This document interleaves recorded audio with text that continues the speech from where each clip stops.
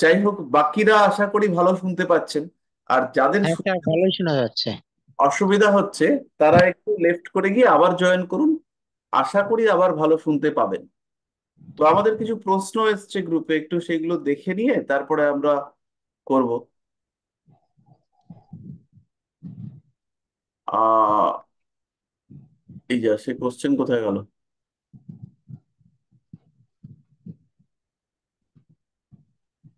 223-এ আমাদের কিছু কোশ্চেন দেখেছিলাম। দেবেশ বাবু বলেছেন কোন চার্টের উপরে যদি রোগ এবং মৃত্যু রিলেটেড কিছু করা যায়, তো এই মৃত্যু ব্যাপারগুলো অনেক আমাদের পরবর্তীকালীন বিষয়, আমরা এখনই ওগুলোর মধ্যে যাব না।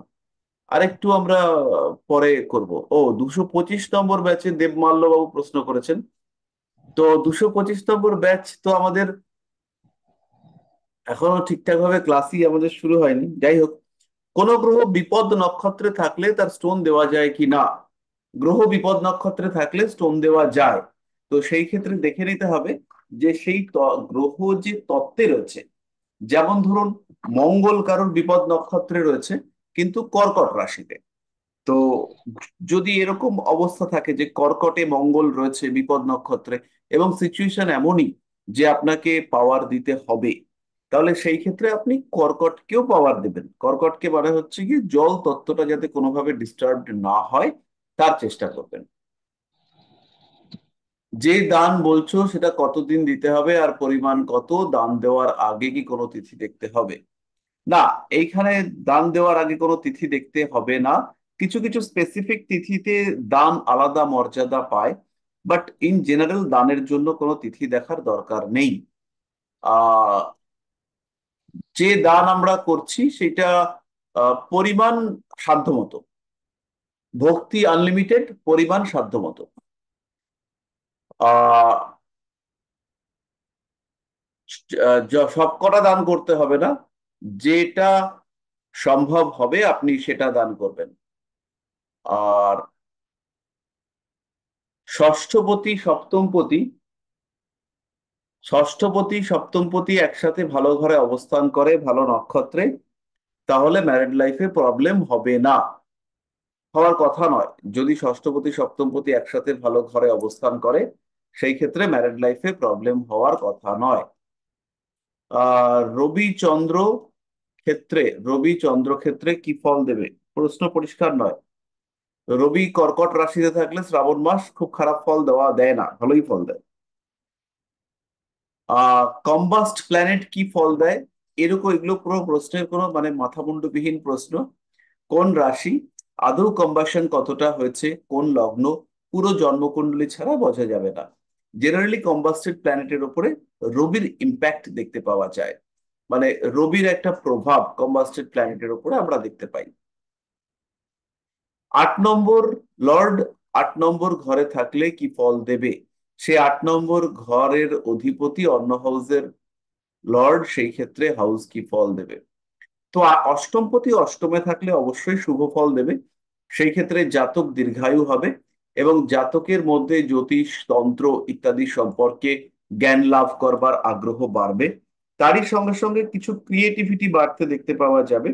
বেশিরভাগ ক্ষেত্রে দেখা যায় যদি অষ্টমপতি অষ্টমে থাকে এবং শুভ নক্ষত্রে থাকে, সেই ক্ষেত্রে জাতক পরধন প্রাপ্ত হয়, বাইরে থেকে টাকা পয়সা পায়। বন্ধুদের দ্বারা কিছুটা নিপীড়িত হতে দেখতে পাওয়া যায়, ভালো বন্ধু সার্কেল থাকে না। ফলে একাই কোনো কাজ করতে জাতককে বাধ্য হতে হয়।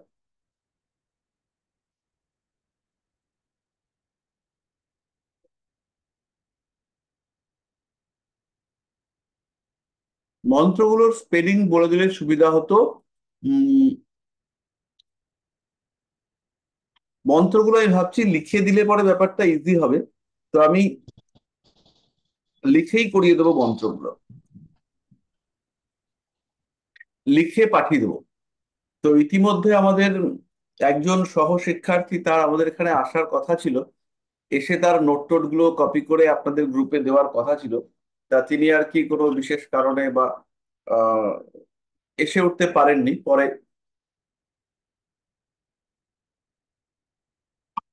তিনি যখন আসবেন তিনি ওগুলো দিয়ে দেবেন তুলে। আচ্ছা, তো এখানে আরেকটা জিনিস, ছোট্ট একটা কথা বলার রয়েছে। সেটা হচ্ছে 23 তারিখ, আগামী বৃহস্পতিবার 23শে মে আমাদের একটা ছোট্ট মন্দির প্রতিষ্ঠা টাইপের ব্যাপার রয়েছে। তো আপনাদের সবাইকে আর কি আমি আমন্ত্রণ জানাই, নিমন্ত্রণ জানাই ওই দিনকে থাকার জন্য। মোটামুটি সারাদিন ধরেই পুজো পাঠ হবে। আদিশক্তি মায়ের একটা মন্দির প্রতিষ্ঠার চিন্তা ভাবনা করেছিলাম, সেটা আর কি রূপ পেতে চলেছে। আর ইতিমধ্যে যারা পড়াতে ইন্টারেস্টেড তাদেরকে নিয়ে আমরা 17 তারিখে একটু বসবো। তো আপনাদের সাধ্যমতো আপনারা তো আসবেন। এবং আমরা 2 বা 3টে অফলাইন ব্যাচ খোলার পরিকল্পনা করছি, যাতে অফলাইনে পড়ানো যায়। এবং কিভাবে করা যেতে পারে, কি করব, এই ব্যাপারগুলো নিয়েই একটু বসার চেষ্টা, যাতে একসঙ্গে আলটিমেটলি ব্যাপারটাকে রূপদান করা যায়।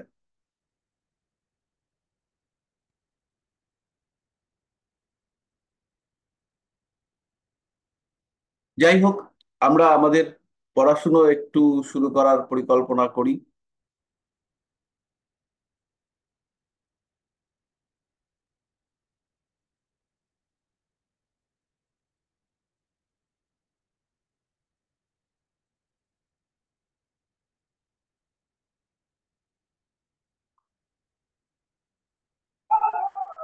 স্যার একটু একটা কথা বলবো।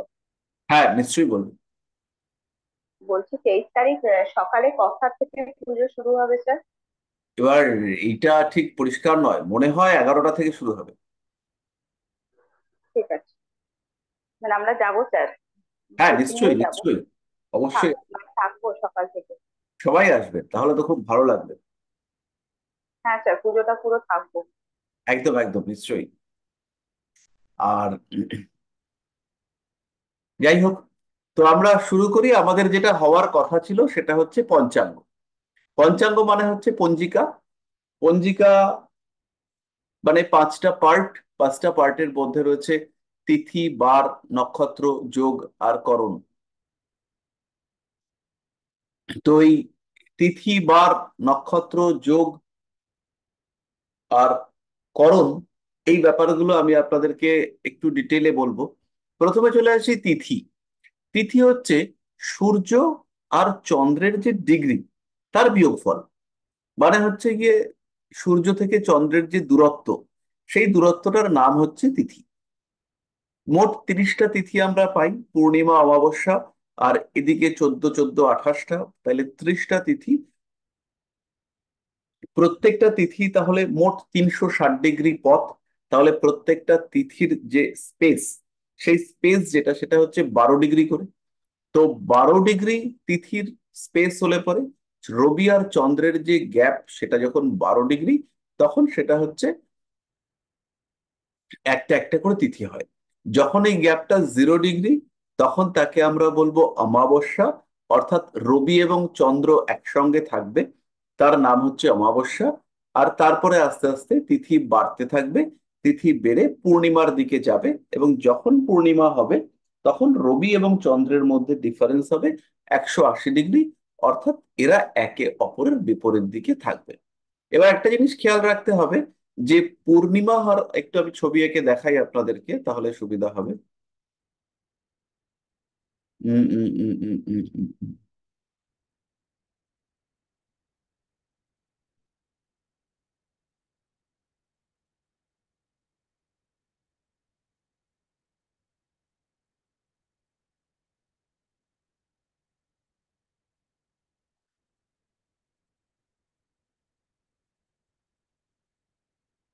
পঞ্চাঙ্গ আমাদের যে কোনো শুভ কাজের জন্য, শুভ মুহূর্তের জন্য, শুভ সময়ের জন্য, একটু দেখুন শেয়ার হয়েছে কিনা।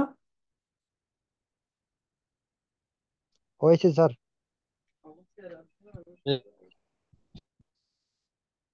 তো আমরা পৃথিবীকে মাঝখানটায় রাখবো। যদিও পৃথিবী মাঝখানটায় থাকবে না, থাকবে সূর্য মাঝখানটায়। আচ্ছা, সূর্যকে আমরা মাঝখানটায় রাখি। বেসিক্যালি উপবৃত্তাকার কক্ষপথে ঘোরে তো। তো উপবৃত্তের দুটো নাভি হয়, একটা হচ্ছে এখানে আর একটা হচ্ছে এখানে। বলা হচ্ছে যে সূর্যকে কোনো একটা নাভিতে রেখে পৃথিবী এবং অন্যান্য সমস্ত গ্রহরা, তারা পরিভ্রমণ করতে থাকেন। তাহলে ইনি হচ্ছেন আমাদের সূর্য। আর এই যে কক্ষপথটা আমরা এঁকেছি এটা হচ্ছে আহ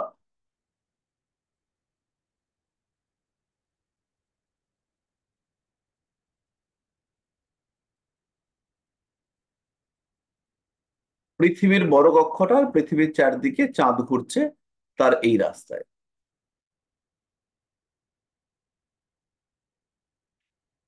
তাহলে এটা হচ্ছে পৃথিবী, আর পৃথিবীর চারদিকে আমরা চাঁদকে রেখে দিই। তাহলে যখন আমরা পৃথিবী থেকে দেখছি তখন একদিকে সূর্য একদিকে চাঁদ। তাহলে সূর্য যদি থাকে মেষ রাশিতে, চাঁদ এই সময় তুলা রাশিতে থাকবে। তাহলে এইরকম হবে আর কি ব্যাপারটা। আর এইটা হচ্ছে পূর্ণিমা। এখানে সূর্যের আলো পৃথিবীর উপরে, সরি, চাঁদের উপরে পড়বে। আর যদি কোনো সময় পৃথিবী চাঁদ সরাসরি পড়ে যায় এক লাইনে, তাহলে তো হবে গ্রহণ, তাকে আমরা বলবো চন্দ্রগ্রহণ। পূর্ণিমাতে চন্দ্রগ্রহণ হয়। আর এই যে সময়টা সূর্য আর চাঁদ একই রাশিতে, দেখুন পৃথিবী থেকে যখন দেখছি সূর্য আর চাঁদ একই দিকে রয়েছে, এদিক থেকে যখন আমরা দেখছি একই লাইনে রয়েছে, তাহলে এই সময়টা হচ্ছে অমাবস্যা। তাহলে এই সময় থেকে চাঁদ আস্তে আস্তে সরবে। সরলে পরে কি হবে?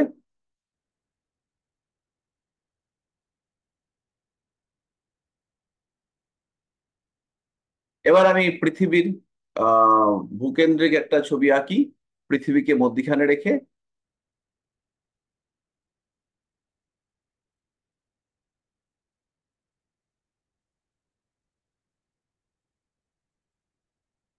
ওপরের কক্ষপথে সূর্য ঘুরবে, এটা পৃথিবীকে কেন্দ্র করে। এটা হচ্ছে আমাদের আহ ভূকেন্দ্রিক কক্ষ, যেটা আমরা জিওসেন্ট্রিক অরবিটে কাজ করি। আমাদের গোল অধ্যায় অনুযায়ী আমরা যে সিস্টেমে কাজ করি, তাতে এই হচ্ছে পৃথিবী, পৃথিবীর পরে চাঁদ, চাঁদের পরে হচ্ছে গিয়ে আহ এটা সূর্য। তাহলে যখন সূর্য আর চাঁদ একই লাইনে থাকবে, ধরুন এখানে সূর্য এখানে চাঁদ ছিল, এই সময় এটা হচ্ছে অমাবস্যা। তাহলে আমরা ডিগ্রি ক্যালকুলেট করব কি করে?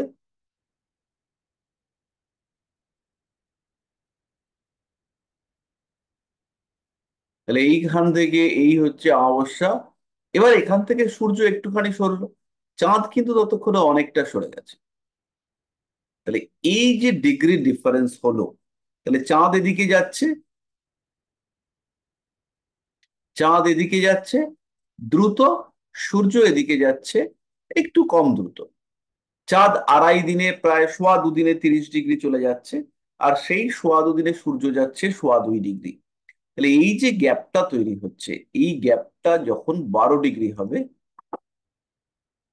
তখন একটা তিথি, যখন 24 ডিগ্রি হবে তখন আরেকটা তিথি, যখন 36 ডিগ্রি তখন আরেকটা তিথি,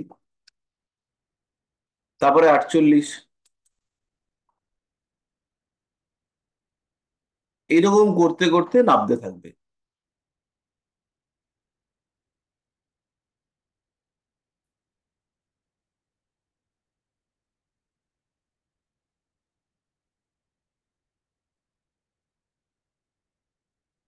96 এর পরে হচ্ছে 108, 108-এর পরে 120, 120-এর পরে 132, তারপরে 144, তারপরে 156, তারপরে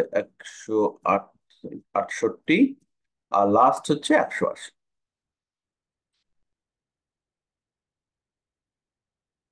তাহলে প্রথম হচ্ছে 0, তারপরে হচ্ছে 12, এই। তাহলে 0 মানে হচ্ছে অমাবস্যা।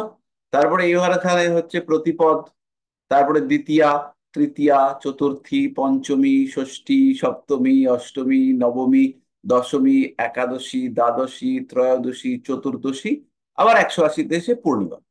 তাহলে এইখানে হচ্ছে গিয়ে ফুলমুন, মানে পূর্ণিমা। আর একদম 0 ডিগ্রিতে যখন থাকবে তখন হচ্ছে অমাবস্যা। আর মাঝখানে 14টা তিথি রয়ে গেল, মানে প্রতিপদ থেকে চতুর্দশী, 1 থেকে 14।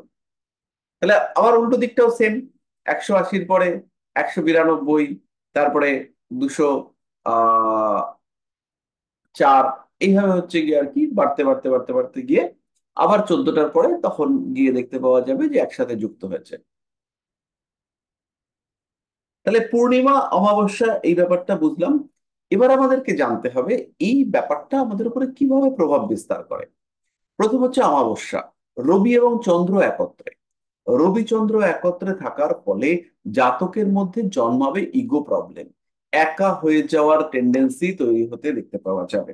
জাতক সবসময় চেষ্টা করবে যে কি করে আমি আমার ইন্ডিভিজুয়াল আইডেন্টিটি ক্রিয়েট করব। জাতকের মধ্যে সবসময় স্বপ্ন কাজ করবে যে কি করে আমার নিজস্বতা তৈরি হবে, কি করে আমাকে লোক আলাদা করে চিনবে। এই বিষয়টা তৈরি হতে দেখতে পাওয়া যাবে জাতকের মধ্যে। তার সঙ্গে সঙ্গে চন্দ্র রবিযুক্ত হওয়ার কারণে জাতকের মধ্যে নিষ্ঠুরতা দেখতে পাওয়া যাবে। নিষ্ঠুরতা, উগ্রতা, রেগে যাওয়ার প্রবণতা, তার সঙ্গে ইগো, অহংকার, রাজনৈতিক ক্ষেত্রে একটা জায়গা তৈরি করবার টেন্ডেন্সি, নেতৃত্বের ভাব, নেতা হওয়ার প্রচেষ্টা, এই সমস্ত বিষয়গুলো আমরা কন্টিনিউয়াসলি দেখতে পাবো।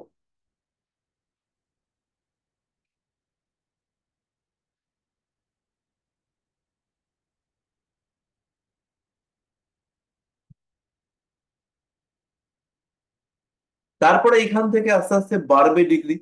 ডিগ্রি যত বাড়তে থাকবে তত রবির প্রভাব চন্দ্রের ওপর থেকে কমতে থাকবে। জাতকের মধ্যে কনভিন্সিং পাওয়ার আস্তে আস্তে কমতে থাকবে। এই কমতে কমতে যখন আবার পূর্ণিমার দিকে আসবে তখন জাতকের মধ্যে বাড়বে হিলিং পাওয়ার। জাতকের মধ্যে নমনীয়তা, সফটনেস, পোলাইটনেস, সামাজিকতা, এই বিহেভিয়ার গুলো বাড়তে শুরু করবে। এবং তার সঙ্গে সঙ্গে জাতকের মধ্যে একটা গুড লুকিং, এইটা আসতে দেখতে পাওয়া যাবে। জাতকের মধ্যে জাতককে দেখেই মনে হবে বাহ, লোকটাকে দেখতে তো বেশ সুন্দর, একটা অ্যাট্রাকটিভ পার্সোনালিটি ক্রিয়েট হতে দেখতে পাওয়া যাবে। তো জাতক খুব সহজেই অন্যদেরকে হিল করতে পারবেন। জাতকের মধ্যে মনন ক্ষমতা অনেক বেশি থাকবে। এখানে কিন্তু ইগো প্রবলেম কাজ করবে না। এখানে যেটা কাজ করতে দেখতে পাওয়া যাবে সেটা হচ্ছে একটা সফট বিহেভিয়ার। সুতরাং এই সময় কিন্তু জাতকের মধ্যে একটা অনেক স্টেবল বিহেভিয়ার দেখতে পাওয়া যাবে। পরিষ্কার হলো? মোটামুটি ব্যাপারটা ক্লিয়ার হলো। এরপরে স্যার আবার আরেকবার। পূর্ণিমাতে চাঁদটা হচ্ছে তার পূর্ণতা প্রাপ্ত হচ্ছে। পূর্ণিমাতে চাঁদের গুণের উপরে কোন রকম ভেজাল নেই। একটা কথা বিভিন্ন রিলে শুনতে পাওয়া যায়, কথা কি ক্লিয়ার না ভেজাল আছে। তো এখানে হচ্ছে গিয়ে চন্দ্র যখন রবির সঙ্গে আসবে, চন্দ্র যখন রবির ক্লোজ হয়ে যাবে, তখন হচ্ছে গিয়ে চাঁদের উপরে রবির কোয়ালিটি ইম্পোজড হবে। যে কোনো গ্রহের কাছেই আসবে চাঁদের উপরে সেই গ্রহের কোয়ালিটি ইম্পোজড হবে। কিন্তু রবির তেজ চন্দ্রের সফটনেস কে পুরোপুরি ডমিনেট করে দেবে। ফলে চাঁদের যে নিজের কোয়ালিটি সেইগুলো চাঁদ প্রকাশ করতে পারবে না। লোক বরঞ্চ কি হবে, লোকটার তামাটে রং, রুক্ষ উগ্র বিহেভিয়ার, ইগো প্রবলেম, বেশ অহংকার বোধ, এই সমস্ত ব্যাপারগুলো দেখতে পাওয়া যাবে। এবং তখন জাতকের মধ্যে একটা আউট অফ কন্ট্রোল অ্যাটিটিউড কাজ করতে আমরা দেখতে পাবো।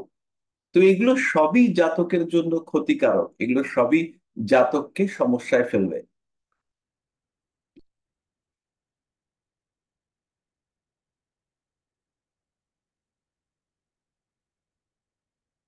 আর সেটাই যখন পূর্ণিমাতে আমরা চলে আসব তখন জাতকের মধ্যে চলে আসবে চাঁদের পূর্ণ গুণাবলী। চাঁদ তখন প্রচুর আলো দিতে সক্ষম। কখন পূর্ণিমা হবে?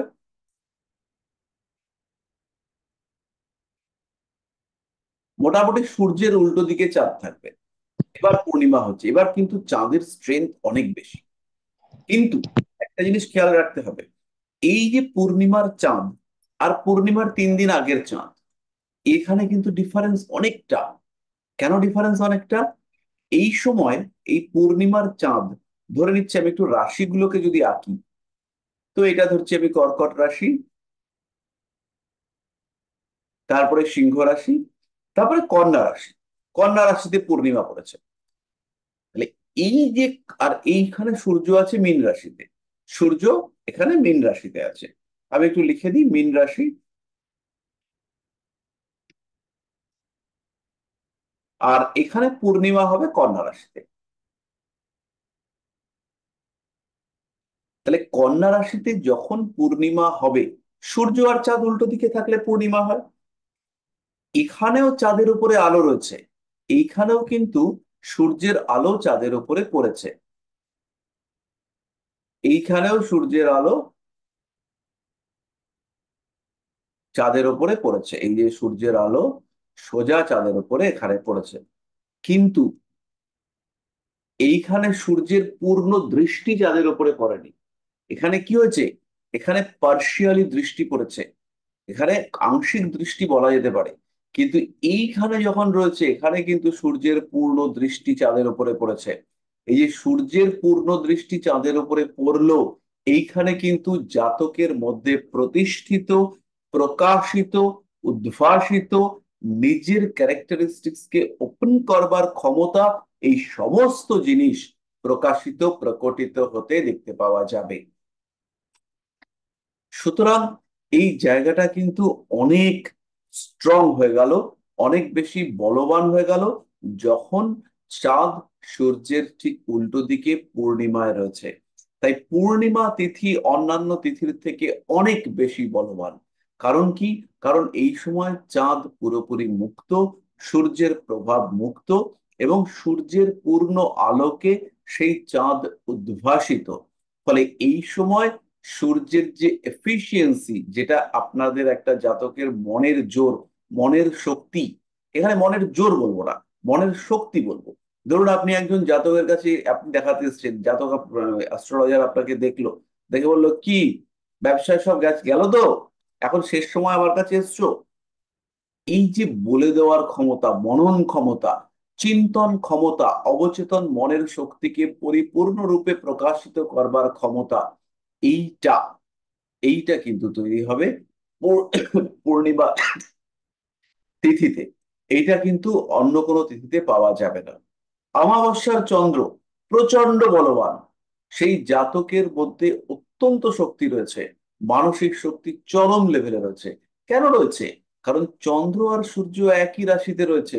এখানে চন্দ্র শক্তি পাচ্ছে কার কাছ থেকে? সূর্যের কাছ থেকে। তাহলে দুটোতে তফাৎ কোথায়? পূর্ণিমার রাতে চন্দ্রের মধ্যে রয়েছে ইন্ডিভিজুয়ালিটি, চন্দ্রের নিজস্বতা বজায় থাকছে। কিন্তু অমাবস্যার সময় চন্দ্রের সেই নিজস্বতা বজায় থাকছে না। এখানে চন্দ্র কলুষিত, রবির কিরণ, রবির তেজ, রবির দীপ্তি সেটা চন্দ্রের উপরে পড়ছে, এবং যেহেতু রবির সঙ্গে রয়েছে, তাই আলাদা করে চাঁদকে দেখতে পাওয়া যাচ্ছে না।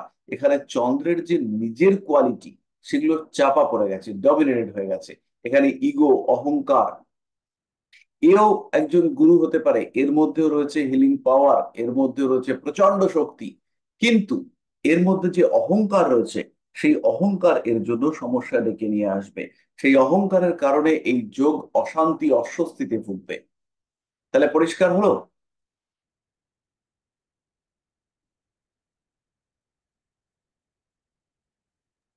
হ্যাঁ স্যার, একদম। এবার দুটো তিথি আছে, যে তিথি দুটোর নাম হচ্ছে অষ্টমী তিথি, শুক্ল অষ্টমী এবং কৃষ্ণ অষ্টমী।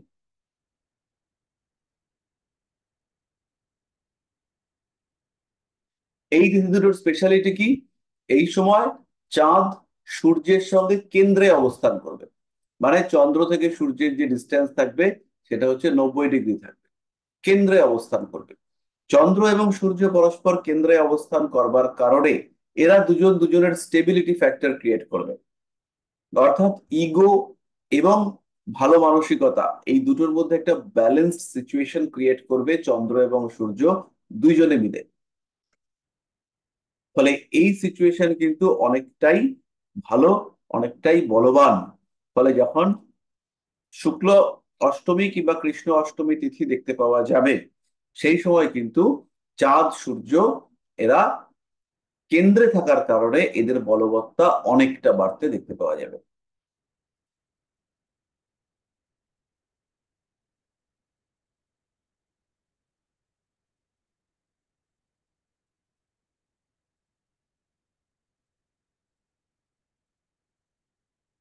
পরিষ্কার বোঝা গেল? কেন্দ্রস্থানে থাকবার কারণে এরা কিন্তু সেম এনার্জি পাবে। যেমন হচ্ছে energy, type of energy, same type of energy. এরকম, যেমন ধরুন একজন মেষে রয়েছে আর একজন হচ্ছে কর্কটে রয়েছে, তাহলে দুজনেই চর রাশিতে রয়েছে, দুজনেরই শক্তির এক্সপ্রেশন সেম টাইপের। আবার একজন বৃষতে রয়েছে, একজন সিংহে রয়েছে, তত্ত্ব আলাদা, কিন্তু দুজনেরই হচ্ছে কি কোয়ালিটি, সেটা কিন্তু মোরারলেস সেম। এইবার হচ্ছে গিয়ে অষ্টমীর পরের তিথি দশমী, এবং এদিকে হচ্ছে গিয়ে তৃতীয়া চতুর্থী, যে সময় চাঁদ অবস্থান করে রয়েছে কোথায়, না কোন স্থানে, মানে একই তত্ত্বে রয়েছে। মেষ রাশিতে রবি, সিংহ রাশিতে চন্দ্র, কিংবা বৃষ রাশিতে চন্দ্র আর ধনু রাশিতে রবি, ধনু না মকর রাশিতে রবি, কিংবা হচ্ছে গিয়ে মকর রাশিতে চন্দ্র, কন্যা রাশিতে রবি, কিংবা তুলা রাশিতে রবি আর কুম্ভ অথবা মিথুন, এই দুটোর মধ্যে অবস্থান করে রয়েছে চন্দ্র, অর্থাৎ কোণে রয়েছে। কোণে থাকা মানে কি, শক্তির একই রূপ সে পরিগ্রহ করেছে, অর্থাৎ মেষেও অগ্নি রাশি আর ধনুতেও হচ্ছে অগ্নি রাশি। ফলে এই ক্ষেত্রে চন্দ্র এবং রবি, এদের মধ্যে একটা অগ্নি তত্ত্বের প্রভাব দেখতে পাওয়া যাবে। ফলে মন আত্মা, দেহ মন আত্মার মধ্যে একটা সামঞ্জস্য বিধান হতে আমরা দেখতে পাবো, একটা সিঙ্ক্রোনাইজেশন, একটা সমন্বয় সাধন। দেহ যা বলতে চাইছে, আত্মা সেটাকে মান্যতা দিচ্ছে।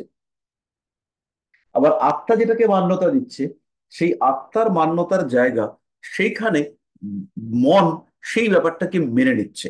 ফলে দেহ, মন এবং আত্মার মধ্যে একটা সম্পর্ক সৃষ্টি হতে দেখতে পাওয়া যাচ্ছে, যে সম্পর্ক এদের মধ্যে একটা আহ সুন্দর সিচুয়েশন তৈরি করে বসে আছে।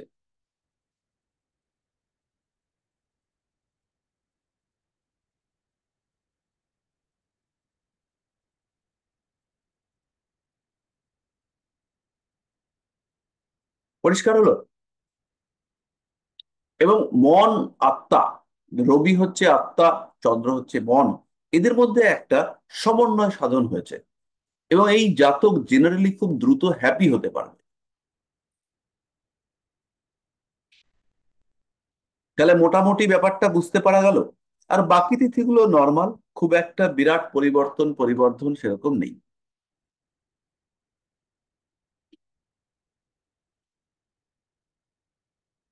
তাহলে এটা মোটামুটি পরিষ্কার।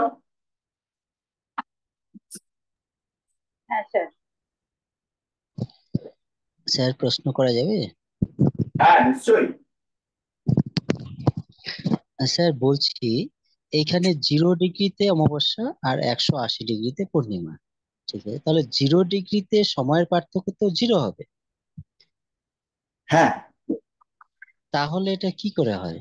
না না, আমার অমাবস্যা তিথিটা তো 12 ডিগ্রি, 12 ডিগ্রি নিয়ে চলবে।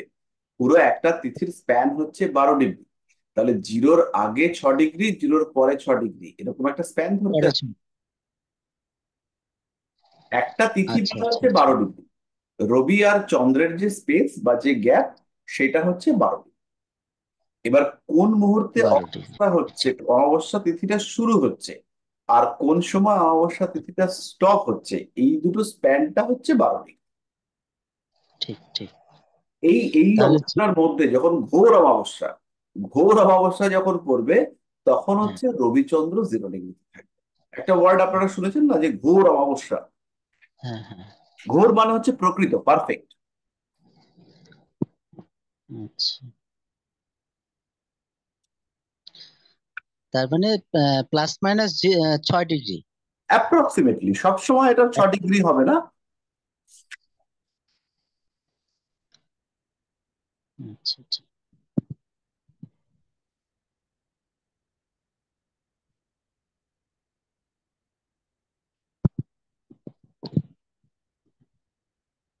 ঠিক আছে, হ্যাঁ হ্যাঁ ঠিক আছে। এটা মোটামুটি পরিষ্কার হলো। হ্যাঁ স্যার একটা প্রশ্ন বলবো? হ্যাঁ, নিশ্চয়ই করবেন।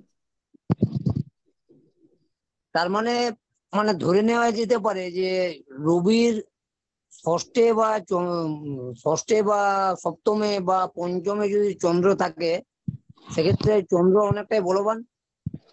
হ্যাঁ, চন্দ্র তার বলবত্তা প্রাপ্ত হচ্ছে। হ্যাঁ, হ্যাঁ, সেক্ষেত্রে তো চন্দ্র মানে জাতককে অনেকটাই ভালো পজিটিভ ফল দিতে পারে, যদি না নেগেটিভ নক্ষত্রে থাকে। না না, চন্দ্র থেকেই তো নক্ষত্র গণনা হয়। না না, সেটা তো হয়, মানে চন্দ্রমা থেকে তো নক্ষত্র ডিসাইডেড হয়, বাট মানে যদি রবির ষষ্ঠে বা সপ্তমে বা পঞ্চমে বা যদি এগুলোতে যদি চন্দ্র থাকে, তাহলে সেক্ষেত্রে চন্দ্র যদি মানে লগ্ন সাপেক্ষে যদি খারাপ নক্ষত্রে বা নক্ষত্রে যদি না থাকে, ষষ্ঠ অষ্টম বা দ্বাদশের নক্ষত্রে, হুম। সেক্ষেত্রে তো চন্দ্রমা ভালো ফল দেবে। হ্যাঁ, সেই ক্ষেত্রে চাঁদের থেকে আমরা ভালো ফল এক্সপেক্ট করব। এবার ভালো ফলটা কোন দিকে, সেটা হচ্ছে চাঁদের যে স্ট্রেংথ সেটা বাড়বে।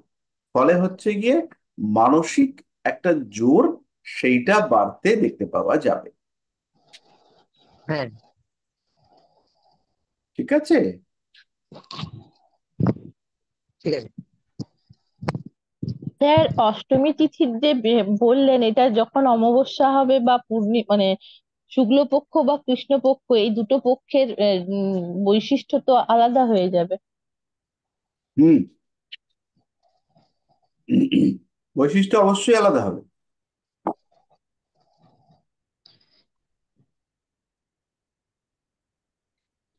স্যার, হ্যাঁ, আরেকটা প্রশ্ন, যে রবি চন্দ্র যখন একই সরলরেখায় থাকছে থেকে যে ফল দিচ্ছে, চন্দ্র যদি রবির নক্ষত্রে থাকে সেই রকম ফল দিতে পারে? এইটা দেখতে হবে কি লগ্ন। ধরুন মকর লগ্ন, ফল ভালো দেবে না। আবার যদি হচ্ছে গিয়ে মেষ লগ্ন হয়, সেই ক্ষেত্রে ফল ভালো দিবে। এটা লগ্ন দেখে আপনাকে বিচার করতে হবে। আহ, ঠিক আর আছে। রবির নক্ষত্রে যদি চন্দ্র থাকে, সেই হ্যাঁ, ক্ষেত্রে রবির দশায় জন্ম হয়। এই হ্যাঁ। জাতকরা সাধারণত একটু দুর্ভাগ্য সম্পন্ন হয়ে থাকেন, কারণ পরপর যে দশাগুলো এরা পান, রবির পরে চন্দ্র, তারপরে মঙ্গল, তারপরে রাহু, তারপরে বৃহস্পতি, এদের ভাগ্যের ক্ষেত্রে বারংবার বিপর্যয় দেখতে পাওয়া যায়। যদি শুভ অন্যান্য গ্রহদের থেকে জোর না পান, তাহলে মুশকিল আছে, ভালো থাকা খুবই মুশকিল আছে। উম, আচ্ছা, তো এবার আমাদের আবার আমরা আর একটুখানি এগোবো। আমাদের তিথির পরে চলে আসবে যেটা, সেটা হচ্ছে নক্ষত্র। তো এই নক্ষত্র আপনারা শুনেছেন কি? নক্ষত্র অর্থাৎ যারা ক্ষেত্র পরিবর্তন করে না, তারাই হচ্ছেন নক্ষত্র। নক্ষত্রদের সংখ্যা হচ্ছে অ্যাকচুয়ালি 28, কিন্তু আমাদের হিসেবের সুবিধার জন্য নক্ষত্র সংখ্যাটাকে করে দেওয়া হয়েছে 27।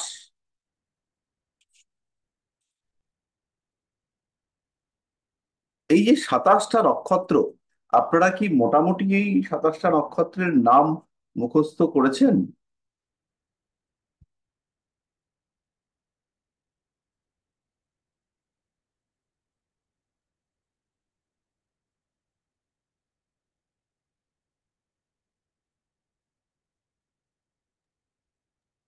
মুখস্থ মোটামুটি হয়েছে। মোটামুটি পারবো। হুম। আর কারা কারা পারবেন? মোটামুটি হয়েছে। তার পারবো স্যার। মোটামুটি এদিক ওদিক করে সবগুলো বলা যাবে টুকটাক। তাহলে 23 নম্বর নক্ষত্রের নাম কি?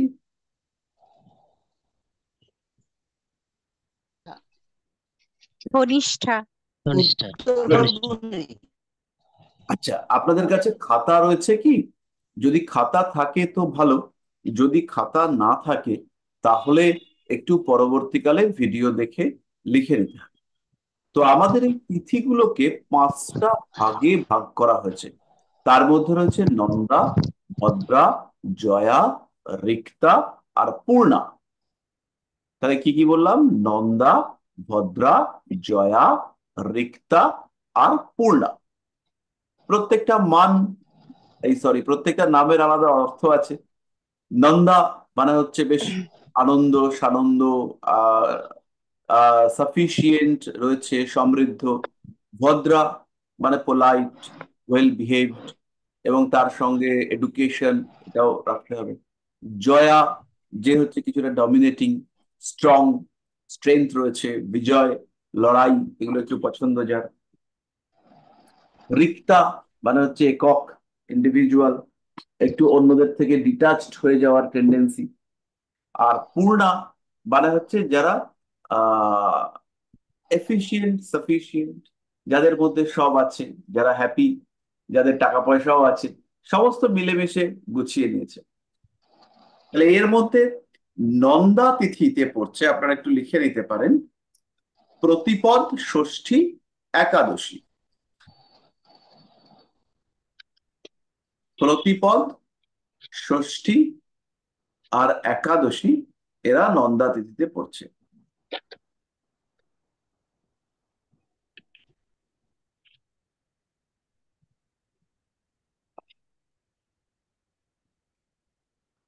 দ্বিতীয়া, সপ্তমী, দ্বাদশী, 2, 7, 12, এরা পড়ছেন ভদ্রা তিথিতে।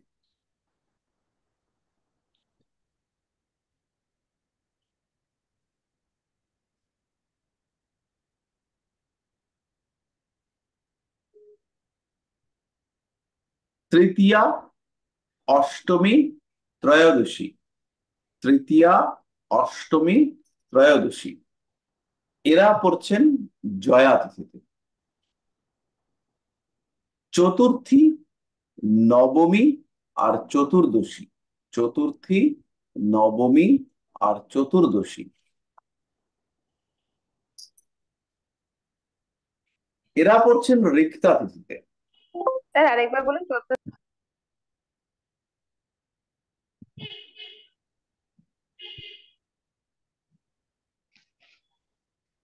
চতুর্থী, নবমী আর চতুর্দশী।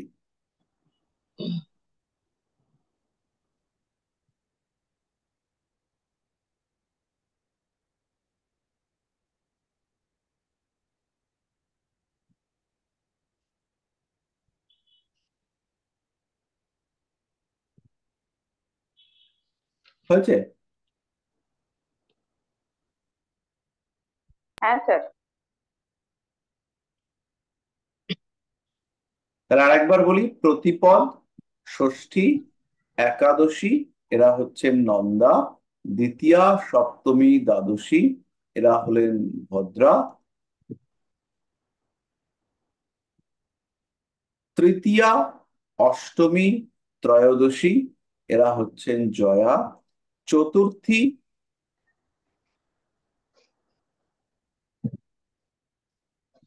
নবমী, চতুর্থী, নবমী, চতুর্দশী, এরা হচ্ছেন রিক্তা। আর পঞ্চমী, দশমী, পূর্ণিমা, পঞ্চমী, দশমী, পূর্ণিমা, এরা হচ্ছেন পূর্ণা। এবার অদ্ভুতভাবে অমাবস্যাকে কিন্তু এই তিথি শ্রেণীতে ফেলা হয়। এবার এর কোনো লজিক, এর কোনো চিন্তা ভাবনা আমার কাছে জানা নেই। এবার কেন ফেলেননি তারা, সেটা হচ্ছে গিয়ে আমার কাছে পরিষ্কার নয়।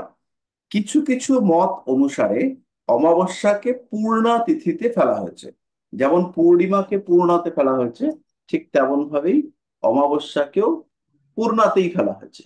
তো আপনারা এই ডেফিনেশনে অমাবস্যাকে পূর্ণাতে লিখে রাখেন। কিন্তু আমাদের যে বিভিন্ন সফটওয়্যার বা অন্যান্য যে সমস্ত বন্দোবস্ত আছে, সেইখানে সাধারণত অমাবস্যাকে বেচারাকে কিছু দেয় না, মানে তিথি শ্রেণীর যে জায়গাটা, ওই জায়গাটা ফাঁকা রেখে দেয়। তাহলে মোটামুটি তিথিগুলোর কোয়ালিটি সেটা আপনারা বুঝতে পারলেন, যে কোন তিথিতে কি হয়, কোন তিথিতে কি ঘটে, এটা আমরা মোটামুটি বুঝতে পারলাম। একটু ওই মাঝখানে একটু সাউন্ডটা কেটে গেল, শুনতে পেলাম না। এই মানে তিথিগুলো বলার আগে, মানে 27টি নক্ষত্র, তারপরে কি এলো পয়েন্টটা আমি ঠিক বুঝতে পারলাম না, এই মানে তিথিতে তিথিগুলো শ্রেণী, কিভাবে। তিথিগুলোর শ্রেণী বিভাগ 5 রকম তিথি আছে: নন্দা, ভদ্রা, জয়া, রিক্তা এবং পূর্ণা। তাহলে এই নন্দা, ভদ্রা, জয়া, রিক্তা, পূর্ণাতে 3টে করে তিথি পড়েছে। সেই তিথিগুলোর নামটা বললাম। আচ্ছা। এরপরে আমরা চলে আসব নক্ষত্র সাধনা। তাহলে তিথি বিষয়টা হচ্ছে সূর্য আর চন্দ্রের মধ্যে গ্যাপ। যখন 12 ডিগ্রি তখন একটা তিথি, যখন 20, 22, 24 ডিগ্রি তখন আরেকটা তিথি। তাহলে এই গ্যাপটা হচ্ছে তিথির নির্দেশক। নক্ষত্রের ব্যাপারটা টোটালি ডিফারেন্ট।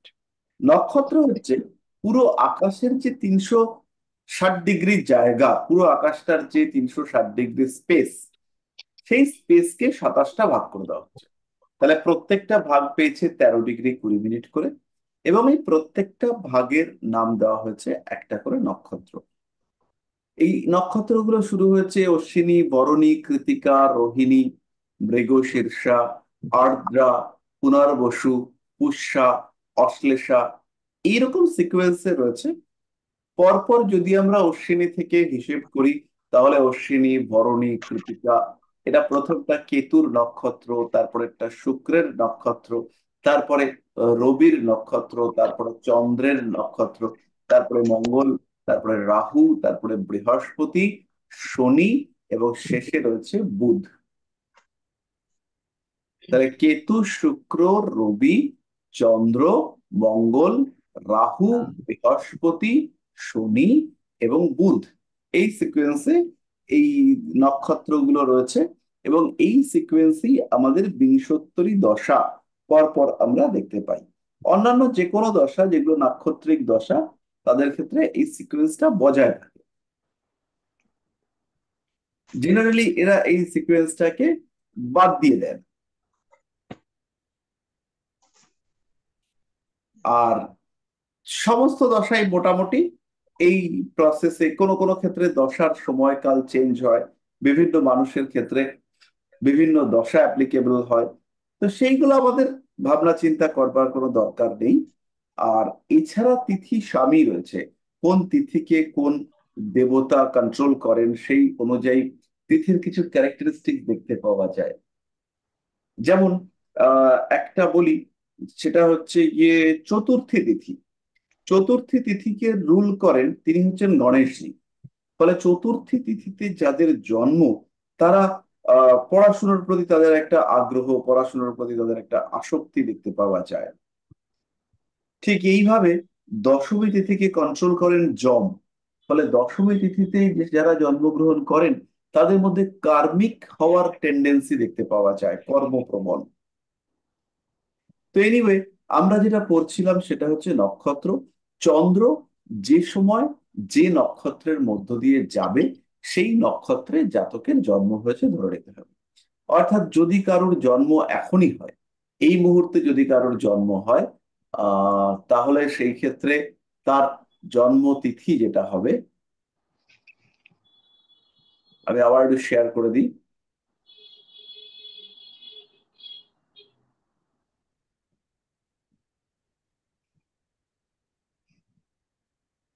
দেখুন কিছুটা শেয়ার হচ্ছে। অষ্টমী তিথি। এই মুহূর্তে যদি কারোর জন্ম হয়, তাহলে তার লগ্ন হচ্ছে ধনু লগ্ন, সিংহ রাশিতে রয়েছে, এবং চাঁদ রয়েছে মঘা নক্ষত্রে। তাহলে এই মঘা নক্ষত্র কত ডিগ্রিতে রয়েছে আমরা সেটা একবার দেখে নিই। তাহলে আমরা বুঝতে পারবো কত সময় থেকে কত সময় মঘা নক্ষত্র চলেছে। মহা কেতুর নক্ষত্র, কেতু শুক্রতে চলেছে, আর কেতু রয়েছে 19, চন্দ্র রয়েছে 2 ডিগ্রি 44 মিনিটে। মানে 2 ডিগ্রি 44 মিনিটের দশা এই লোক ভোগ করে নিয়েছে। এবার বাকি যে সময়, সেই সময়টা একে ভাগ করতে হবে। 2 ডিগ্রি 44 মিনিট ভোগ করে নিয়েছে, মানে হচ্ছে 13 ডিগ্রি 20 মিনিট থেকে যদি আমরা বাদ দিই এটাকে,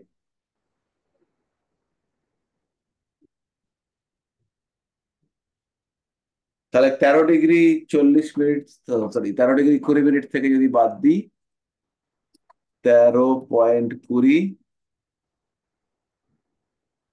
আমি ডিগ্রি মিনিটকে সংখ্যা লিখছি না, 20 লিখে দিলাম। আর তার থেকে আমি বিয়োগ করবো কাকে? এই মুহূর্তে চাঁদের ডিগ্রি হচ্ছে 244, 02.44।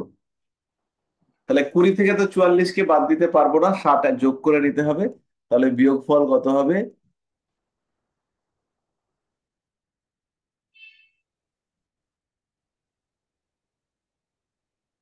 36। আর ওদিকে আমরা 2 ডিগ্রি নিয়ে নিচ্ছি, 2 ডিগ্রির সাথে আরেক ডিগ্রি হ্যাঁ অ্যাড হবে, অথবা 13 থেকে 1 মাইনাস হবে, তারপরে 10 ডিগ্রি 36 মিনিট।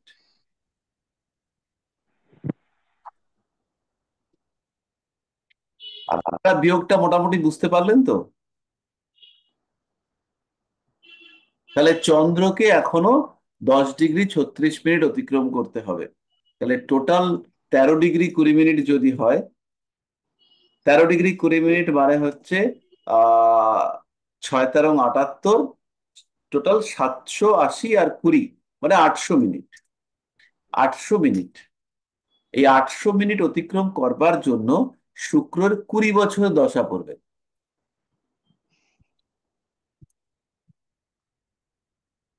20 বছর।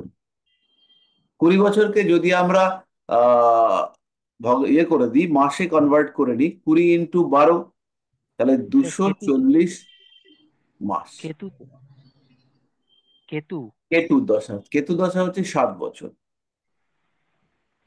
কেতুর দশা হচ্ছে টোটাল 800 মিনিটের জন্য 7 বছর, 7 × 84 মাস।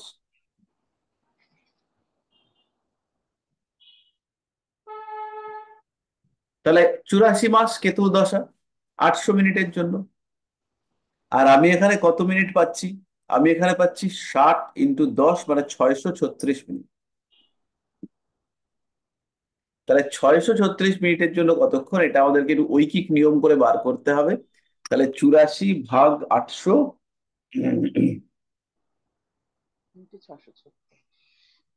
আমি একটু ক্যালকুলেটর নিয়ে করি, কারণ ক্যালকুলেটর ছাড়া আমি বড়ই দুর্বল।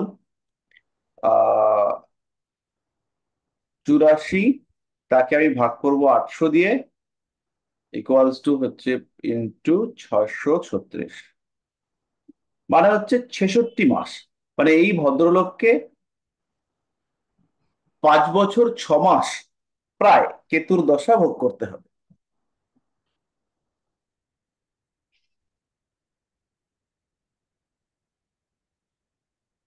তাহলে আপনারা দেখুন, কেতুর দশা আহ এর হচ্ছে গিয়ে 29 সালের ডিসেম্বর পর্যন্ত চলেছে, আর শুরু হয়েছে 24 সালের মে থেকে, এই মুহূর্তে এখন থেকে। তার মানে মোটামুটি ওই 5 বছর 6 মাস একে ভোগ করতে হবে কেতুর দশা। তাহলে এই নক্ষত্র, এইটা চন্দ্র যেখানে আছে সেটা তার জন্ম নক্ষত্র নির্দেশ করে, আর নক্ষত্রের যত ডিগ্রিতে রয়েছে সেটা তার দশাকে নির্দেশ করে।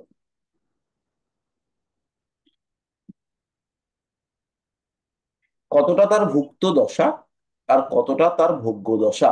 এবার আপনাদের মনের মধ্যে প্রশ্ন আসবে যে নক্ষত্র পড়বো, নক্ষত্র 27টা নক্ষত্র, তাহলে আমরা এত ভোগ্য দশা ভুক্ত দশা এইসব করছি কেন?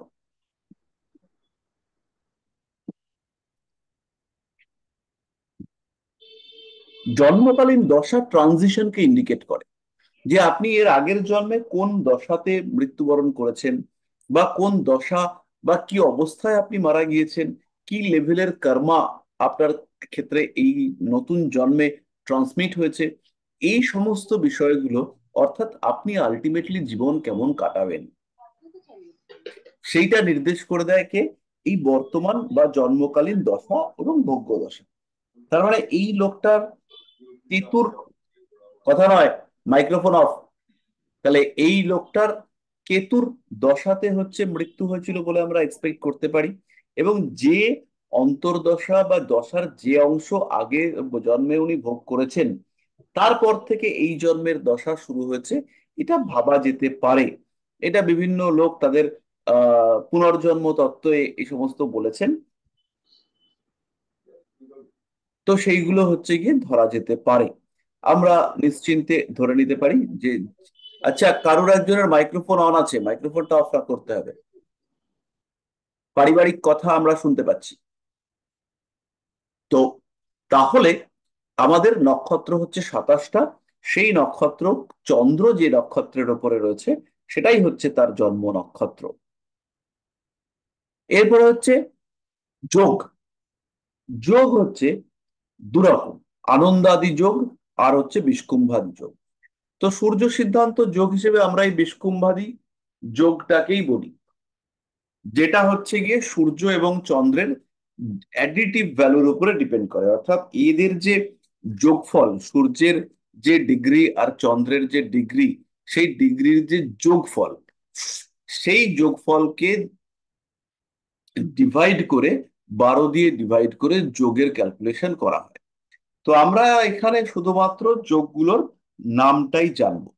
এখানে কিছু রয়েছে ভালো যোগ, কিছু রয়েছে অশুভ যোগ, কিছু রয়েছে পাত যোগ। পাত মানে ওই ব্যতিপাত, তারপরে বৈধৃতি, এরকম কিছু পাত যোগ রয়েছে। ব্যাঘাত যোগ রয়েছে, হর্ষণ বজ্র, এই সমস্ত যোগ রয়েছে। তো এই যোগের নামগুলো আমাদেরকে খালি একটু জানতে হবে। তাহলে এর মধ্যে প্রথমেই রয়েছে বিষকুম্ভ।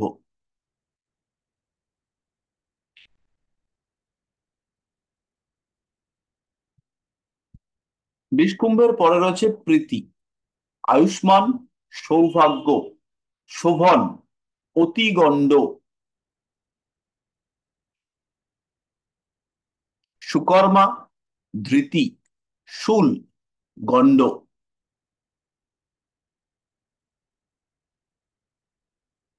বৃদ্ধি, ধ্রুব, ব্যাঘাত, হর্ষণ, বজ্র, সিদ্ধি, ব্যতিপাত, বরিয়ান, পরিগ, শিব, সিদ্ধ, সাধ্য, শুভ, শুক্ল, ব্রহ্ম, ইন্দ্র, বৈধৃতি। আবার বলি, বিষকুম্ভ, প্রীতি, আয়ুষ্মান, সৌভাগ্য, শোভন, অতিগণ্ড, সুকর্মা, ধৃতি, শূল, গণ্ড, বৃদ্ধি, ধ্রুব, ব্যাঘাত, হর্ষণ, বজ্র, সিদ্ধি, ব্যতিপাত, বরিয়ান, পরিগ, শিব, সিদ্ধ, সাধ্য, শুভ, শুক্ল, ব্রহ্ম, ইন্দ্র, অ্যাকচুয়ালি ইন্দ্র নয়, ঐন্দ্র, এবং বৈধৃতি। এর সঙ্গে সঙ্গে আরেকটা অভিজিৎ নক্ষত্র হিসেবে ধরা হয়, কিন্তু বিভিন্ন ক্যালকুলেশন অভিজিৎকে বাদও দিয়ে দেওয়া হয়। কখনো জনি ক্যালকুলেট করবার জন্য অভিজিৎকে ডাকা হয়, আবার যখন নক্ষত্র ক্যালকুলেট করা হবে অভিজিৎকে বিদায় করে দেওয়া হয়। বেচারার খুব দুঃখ। স্যার দেখতে পাচ্ছি না। দেখতে পাচ্ছেন না কেন?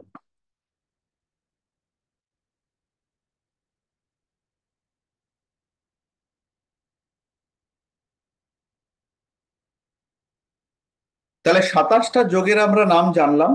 এই যোগগুলো সৃষ্টি হয় কিভাবে? সেটা হচ্ছে সূর্য আর চন্দ্রের ডিগ্রি অ্যাড করে, তাকে 12 দিয়ে ভাগ করে আমরা যে ভাগশেষ পাই, সেখান থেকে এই যোগের ক্যালকুলেশন হয়।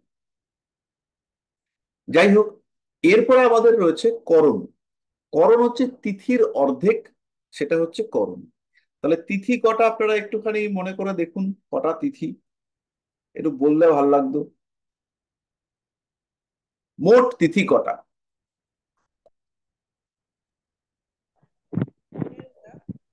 30টা। 30টা। তাহলে 30টা তিথির অর্ধেকটা করে যদি করণ হয়, তাহলে করণ কটা হবে? 15। না না, 60টা। অর্ধেকটা করে 60টা। 60টা করণ হবে।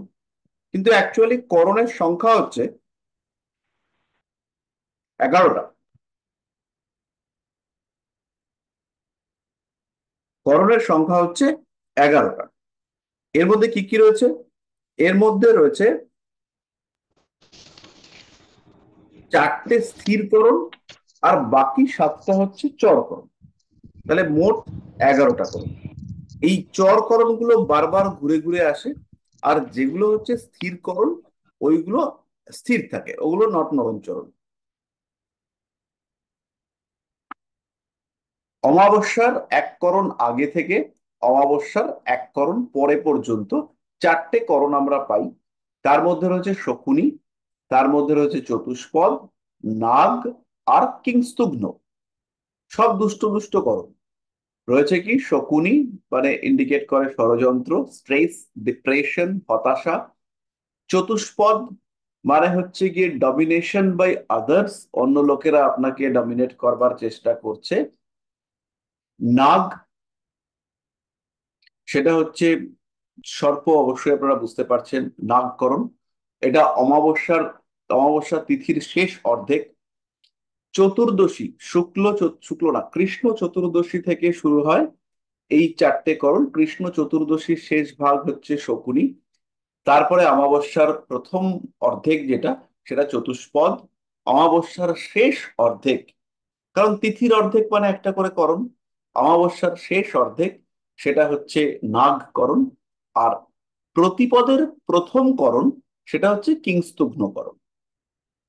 এ বাদ দিয়ে বাকি যে করণগুলো পরপর আসে তারা হচ্ছে ববকরণ, বালবকরণ, বালব বলা হয় বা বব বলা হয়, অ্যাকচুয়ালি বব, ববকরণ, বালবকরণ, কৌলবকরণ, তৈতিলকরণ, গড়করণ, বণিজ আর বৃষ্টিকরণ।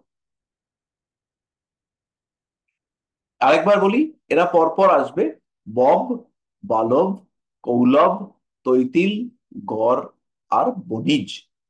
তাহলে এরা পরপর আসতে থাকবে এবং যেমন যেমন সময় যাবে তেমন তেমন করণ চেঞ্জ হবে। খালি ওই চতুর্দশীর শেষ তিথি, চতুর্দশীর শেষ তিথির শেষ করণ সেটা শকুনি, আর আহ শুক্ল প্রতিপদ তার প্রথম করণ সেটা হচ্ছে কিংস্তুঘ্ন। মাঝখানে আর দুটো রয়েছে, চতুষ্পদ আর নাগ। এইটা হচ্ছে এই চারটে, অর্থাৎ শকুনি, চতুষ্পদ, নাগ, কিংস্তুঘ্ন, এরা হচ্ছে চারটে মোটামুটি স্থিরকরণ, এরা ফিক্সড। আর বাকিগুলো অল্টার করবে, ঘুরে ঘুরে ঘুরে ঘুরে বারবার ঘুরে ঘুরে ঘুরে ঘুরে আসবে।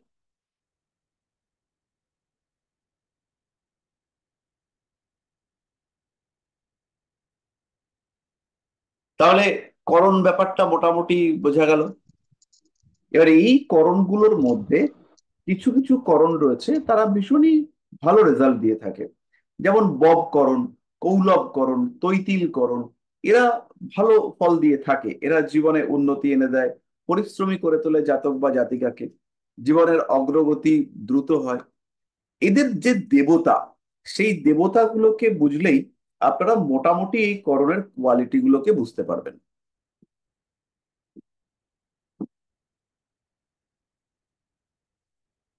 ববকরণের দেবতা হচ্ছেন ইন্দ্র।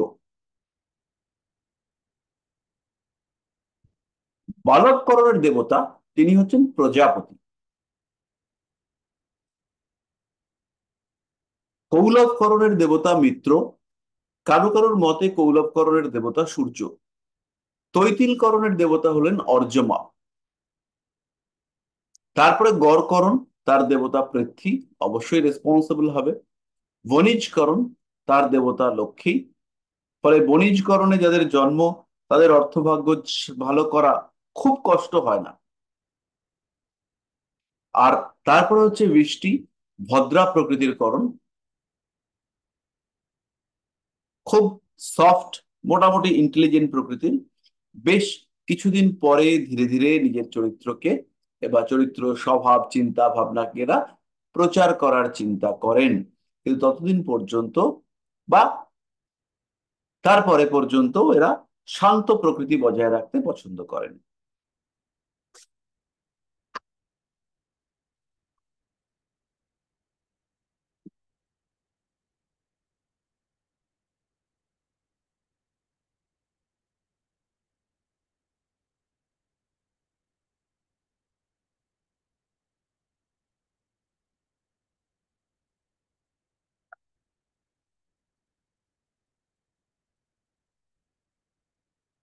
তাহলে আমাদের বাকি রইল কি? বাঘ।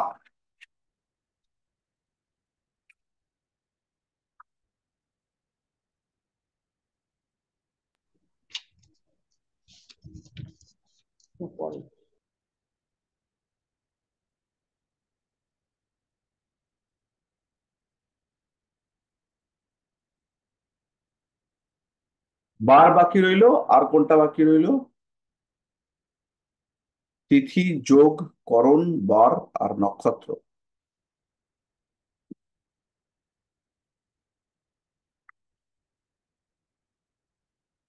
নক্ষত্রদের অধিপতি আমি নক্ষত্র যখন পড়াবো তখন আপনারা একটু দেখে নেবেন।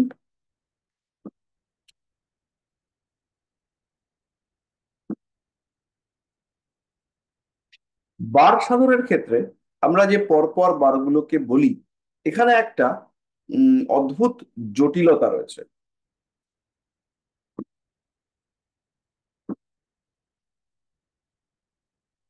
আমি পৃথিবী থেকে গ্রহগুলোকে একটু পরপর লিখছি।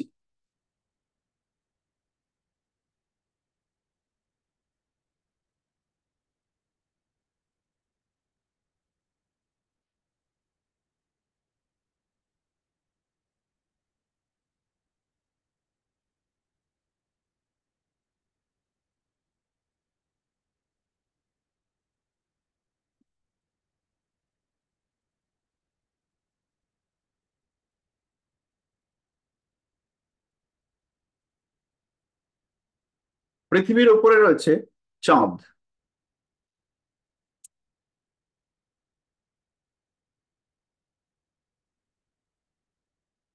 চাঁদের উপরে রয়েছে বুধ,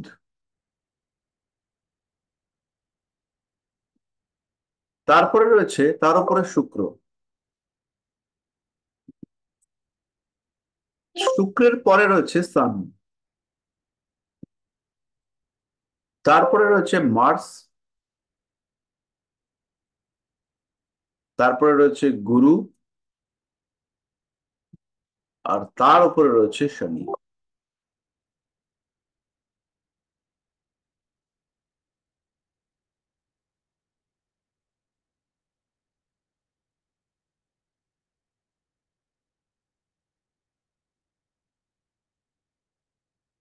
আচ্ছা, এবার এইখানে এই বারক্রমে আমরা পৃথিবীটাকে বাদ দিই।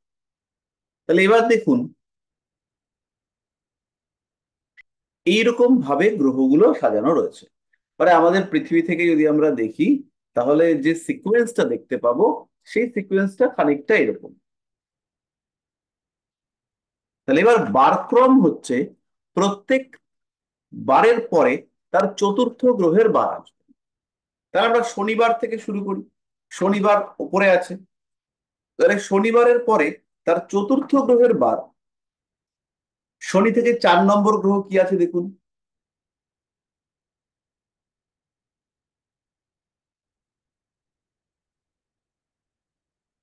রবি, সান। তাহলে শনিবারের পরে রবিবার এলো, রবিবারের পরে কি বার আসবে? সোমবার। তাহলে রবি থেকে 4 নম্বর গুণ,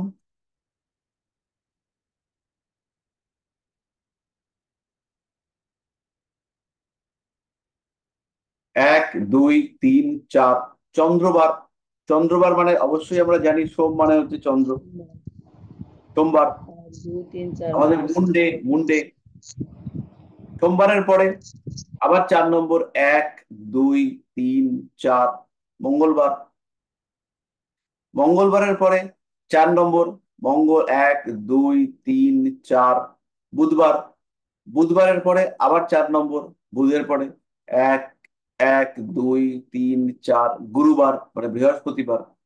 বৃহস্পতিবারের পরে আবার 4 নম্বর গুনবো, 1 2 3 4 শুক্রবার। আবার শুক্রের পরে 4 গুনবো, 1 2 3 4। এই জিনিসটা পরিষ্কার হলো কি?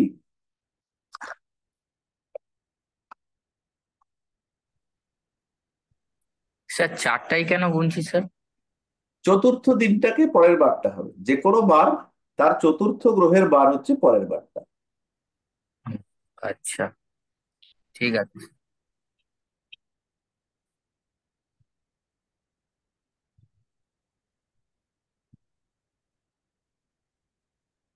এবার হচ্ছে বার কাকে বলে। বার অ্যাকচুয়ালি আমাদের হিন্দু শাস্ত্র মতে এক সূর্যোদয় থেকে পরের সূর্যোদয় পর্যন্ত সময়ের মান হচ্ছে একটা বার। পরবর্তীকালে এখন আমাদের গণিতের সুবিধার জন্য যে বন্দোবস্ত করে দেওয়া হয়েছে সেই বন্দোবস্ত অনুযায়ী রাত্রি 12টা থেকে পরের দিন রাত্রি 12টা পর্যন্ত একটা বার। কিন্তু আমাদের যে সনাতনী ধর্মাচরণ পদ্ধতি বা রীতিনীতি, সেই অনুযায়ী আমাদের বার হচ্ছে সূর্য উদয় থেকে পরবর্তী সূর্য উদয় পর্যন্ত।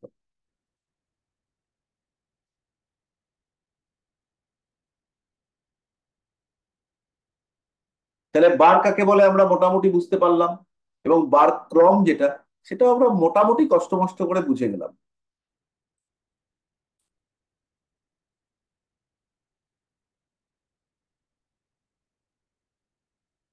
তাহলে বার, তিথি, নক্ষত্র, যোগ আর করণ, এটা পরিষ্কার হলো। করণগুলোর ক্ষেত্রে দেবতারা হচ্ছেন ভীষণ ইম্পর্টেন্ট, এবং করণ কিরকম রেজাল্ট দেবে, কোন করণে একজন জাতকের জন্ম হয়েছে, সেই করণ কেমন রেজাল্ট দেবে, সেটা কিন্তু ডিপেন্ড করবে করণের দেবতাদের উপরে। করণের দেবতারা ভীষণ ইম্পর্টেন্ট। এইখানে আমি করণের দেবতাগুলোকে মনে হয় পুরো বলিনি। গড় করণের দেবতা হচ্ছেন তৈতিল করণের দেবতা অর্যমা। আমি প্রথম থেকে আরেকবার বলি। বব করণের দেবতা তিনি হচ্ছেন ইন্দ্র। বালব করণের দেবতা তিনি প্রজাপতি।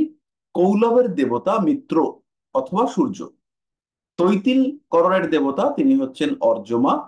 গড় করণের দেবতা পৃথ্বী। বণিজ করণের যিনি দেবতা তিনি হচ্ছেন লক্ষ্মী। ফলে বণিজ করণে যাদের জন্ম, তারা মোটামুটি বিজনেসের দিকে বেটার রেজাল্ট করতে পারেন। শকুনিকরণের দেবতা, শকুনিকরণের দেবতা হচ্ছেন কলি। এই যে সেই বলা হচ্ছে না কলিযুগ, কল্কি অবতার, এখানে কলি হচ্ছেন শকুনিকরণের দেবতা। চতুষ্পদ করণ, তার দেবতা হচ্ছেন রুদ্র, স্ট্রেট ফরওয়ার্ড অ্যান্ড স্ট্রিক্ট। নাগকরণ, তার দেবতা সর্প। আর কিংস্তুগ্ন করণের দেবতা তিনি হচ্ছেন পবনদেব। স্যার বৃষ্টিকরণটা বাদ হয়ে গেছে। বৃষ্টিকরণ বৃষ্টিকরণ, তার দেবতা হচ্ছেন যম।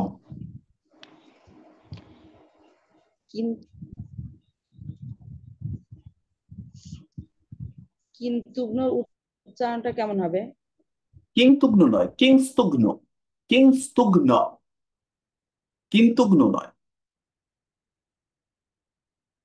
কিং, কিং মানে রাজা, আচ্ছা, আর স্তুগ্ন, স্তুগ্ন, কিংস্তুগ্ন, কিংস্তুগ্না। সংস্কৃত ভাষা তো এটা একটু কঠিন করে দিয়েছে।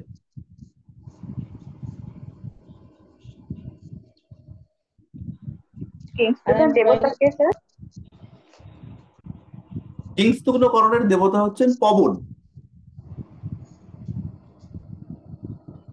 আমি তো লোকের উচ্চারণে খালি খুদ ধরে বেড়াই, এটা হচ্ছে আমার অভ্যেস। তো এক ভদ্রলোককে আমি একবার উচ্চারণ নিয়ে আমি ধরেছি তাকে, তা তিনি তারপর আমাকে বলছে এসব ধরবেন না, উচ্চারণের একটু সমস্যা আছে।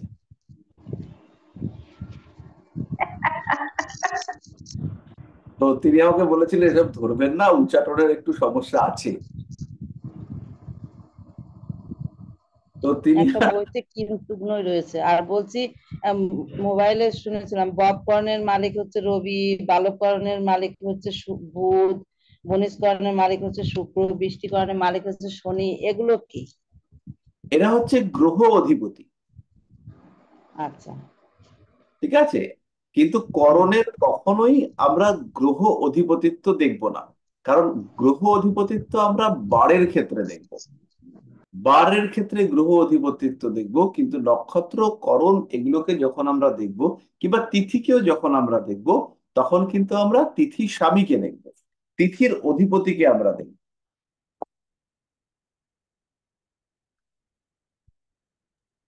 স্যার তিথিদের দেবতা যে বলছিলেন ওটা পুরোটা বলে দিন না। তিথিদের অধিপতি প্রতিপদের অগ্নি। প্রতিপদের দেবতা তিনি হচ্ছেন অগ্নি। দ্বিতীয়া ব্রহ্মা। তৃতীয়া তিনি হচ্ছেন গৌরী।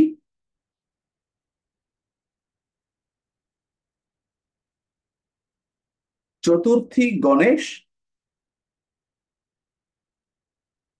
পঞ্চমী সর্প, ষষ্ঠী কার্তিকেয়,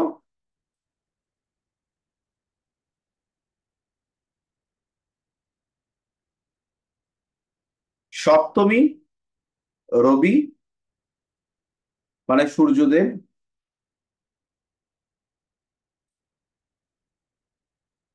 অষ্টমী তিনি হচ্ছেন শিব শিব, নবমী তিনি হচ্ছেন দুর্গা, দশমীতে যম।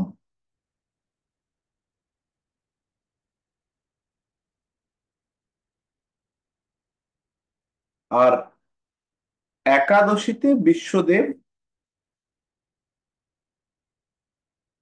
একাদশীতে বিশ্বদেব, দ্বাদশীতে বিষ্ণু,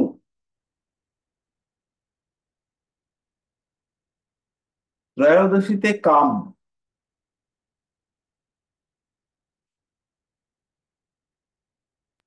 কাম। কামদেব, হ্যাঁ,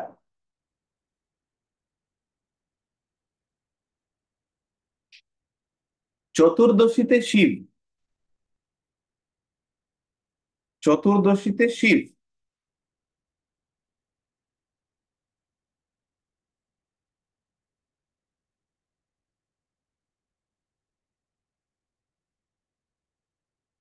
পূর্ণিমাতে চন্দ্র,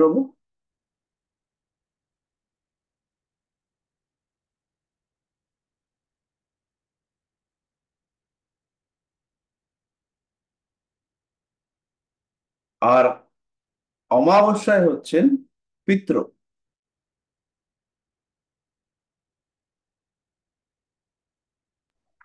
আরেকবার বলুন। পিত্র স্যার। অমাবস্যায় পূর্ণিমায় চন্দ্র আর অমাবস্যায় পিতৃ।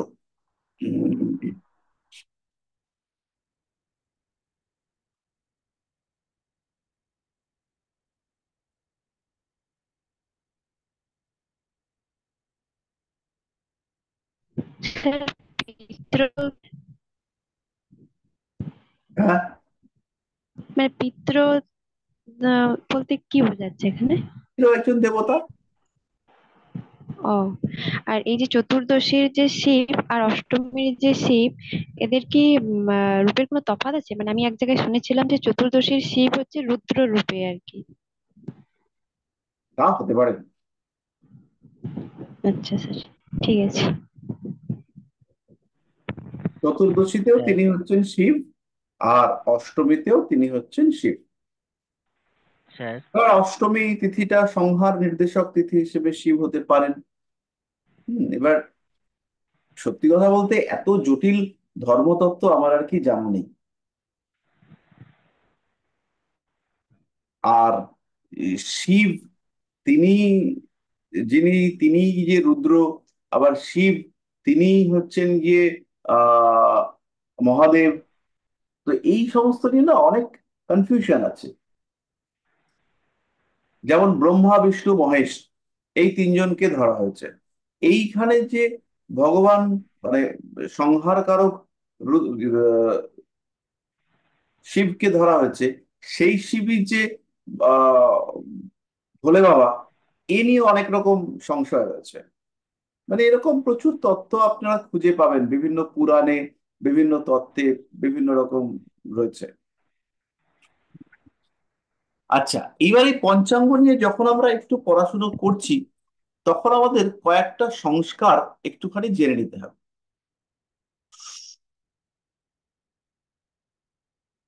এই সংস্কারগুলো হচ্ছে গিয়ে 16 সংস্কার বা ষোড়শ সংস্কার। এই সংস্কারগুলোর নাম আমাদের একটুখানি জেনে নিতে হবে। বাড়ি বাড়ি আহ তো এর মধ্যে প্রথম যে সংস্কার আপনারা একটু লিখে নিতে পারেন, এই সংস্কারগুলো করে আজকে আমরা আমাদের আজকের পঠন পাঠন শেষ করব। তো এর মধ্যে প্রথম হচ্ছে গর্ভাধান। সংস্কারের মধ্যে প্রথম হচ্ছে গর্ভাধান।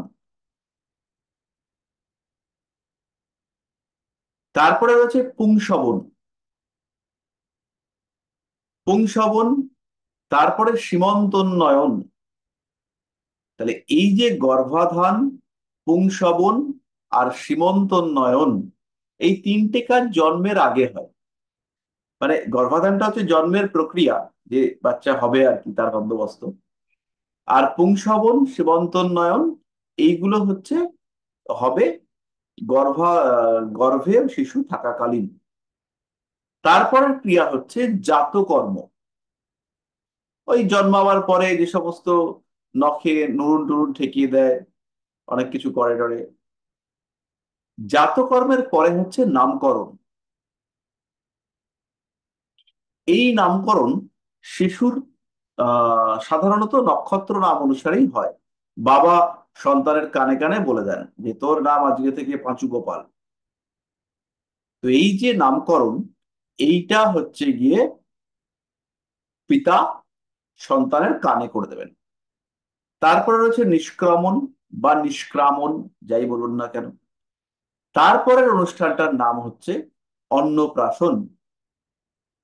অন্নপ্রাশনে খাদ্য মানে পৌষ্টিক তন্ত্র মোটামুটি শক্তপোক্ত হয়েছে, এবার থেকে এ একটু ভাত টাত খেতে পারবে, এবার একটু চিবিয়ে খেতে পারবে, চাল চিবিয়ে খেতে পারবে। তাই জন্য ভাত দেওয়ার একটা বন্দোবস্ত, যে এবার থেকে তুমি ভাত খেতে হবে, তোমাকে, তুমি রেডি হয়ে যাও, তুমি এতদিন যে ওই সমস্ত সেরিলাক মিষ্টান খেয়ে কাটিয়েছো, ওইসব তোমার আর হবে না। এবার থেকে তোমার পেট শক্ত হয়ে গেছে, এবার তুমি ভাত খাওয়া শুরু করো। অন্নপ্রাশনের পরেই যেটা রয়েছে সেটা হচ্ছে চূড়াকর্ম। এটা হচ্ছে টাকলু বানিয়ে দেওয়া। যে গর্ভাধার মানে গর্ভাবস্থায় তার মাথায় যে কেশ উৎপন্ন হয়েছিল, সেই কেশকে হচ্ছে গিয়ে পরিষ্কার করে দেওয়া, চুল পরিষ্কার করে দেওয়া। এবং এই সময় কর্ণবেদ বা কান ফুটো করে দেওয়া হবে, তার একটা বন্দোবস্ত, সেটা হচ্ছে গিয়ে করা হবে। এটা হচ্ছে কর্ণবেদ। এরপরে উপনয়নের ব্যবস্থা। প্রাচীন যুগে শূদ্র বাদ দিয়ে প্রত্যেকেরই উপনয়নের ব্যবস্থা ছিল। অর্থাৎ ব্রাহ্মণ, ক্ষত্রিয়, বৈশ্য, এরা প্রত্যেকেই উপনয়নের অধিকারী ছিলেন। এই সংস্কারের আরেকটা নাম হচ্ছে ব্রতবন্ধ, ব্রতবন্ধ বা ব্রতবন্ধ। এটা হচ্ছে গিয়ে উপনয়ন সংস্কার। উপনয়ন সংস্কার হয়ে যাওয়ার পরে এবার একটু পড়াশোনা শুরু করতে হবে। সেই সংস্কারের নাম হচ্ছে বেদারম্ভ। মানে সে বেদ পড়া শুরু করলো, মানে বই খাতা নিয়ে পড়াশোনা শুরু করলো, বেদারম্ভ। বেদারম্ভ, বেদ পড়াশোনা হয়ে যাওয়ার পরে তার একটা পরবর্তী যে অনুষ্ঠান, তার নাম হচ্ছে কেশান্ত। কেশান্ত এই অনুষ্ঠানে আবার ন্যাড়া করে দেওয়া হবে। তারপরে রয়েছে সমাবর্তন। সাধারণত এই সমাবর্তন যে প্রক্রিয়া, এই প্রক্রিয়াটা আহ বেদ পাঠ সম্পূর্ণ করবার পরে সেই জাতককে ফিরে আসার যে প্রসেস, ঘরে ফিরে আসার প্রসেস, সেইটা হচ্ছে সমাবর্তন। তারপরে হচ্ছে সর্বনাশা কাণ্ড, সেটার নাম হচ্ছে বিবাহ, 14 নম্বর সংস্কার। বিবাহের পরে রয়েছে অগ্ন্যাধান, অর্থাৎ অগ্নি পরিগ্রহ। এবং শেষ হচ্ছে দাহ, অর্থাৎ একদম মৃত্যুর পরে চিতাগ্নি, তাতে হচ্ছে গিয়ে দাহ করে দেওয়া। তাহলে এইটা হচ্ছে 16টা সংস্কার। এবং মূলত এই 16টা সংস্কারের জন্য আমাদের ওই পঞ্চাঙ্গের ব্যবহার করবার একটা টেন্ডেন্সি রয়েছে। পঞ্চাঙ্গ বা পঞ্জিকা দেখে আমাদের এই 16টা সংস্কারের ক্ষণ নির্দেশ করার পদ্ধতি রয়েছে। তাহলে আমাদের আজকের পড়া এই পর্যন্ত। স্যার তো 15টা বললেন, স্যার 16টা কোথায় বললেন? কেন? 1 নম্বর হচ্ছে গর্ভাধান, 2 নম্বর পুংসবন, হুম।